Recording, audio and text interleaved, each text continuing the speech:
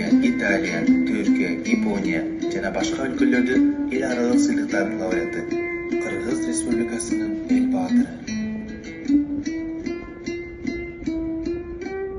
Өмүрүнүн акыркы жылдары Чыңгыз Айтматов активдүү жашоо өткөрүүгө тоскоолдук кылган кан диабетинен ооруп калган.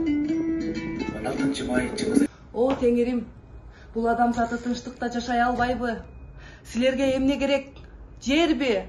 Мына жер баарыбызга жетет. Укум тукумубуз көбөйсө, ал бизге жай болуп берет. Амансыңбы жерине? Бүгүн менин сыйынуу күнүм. Бүгүн мен уулум Майсалбекти, Субанкулду, Айтматовдун чыгармачылыгы силер кезинде башталган. Орус жана кыргыз тилдеринде жазып, кийинчерээк эмеси. Ак сүтүңдөн мен апате. Биздин кандай ишеничти билбесем, бул катты жазбайт болчум.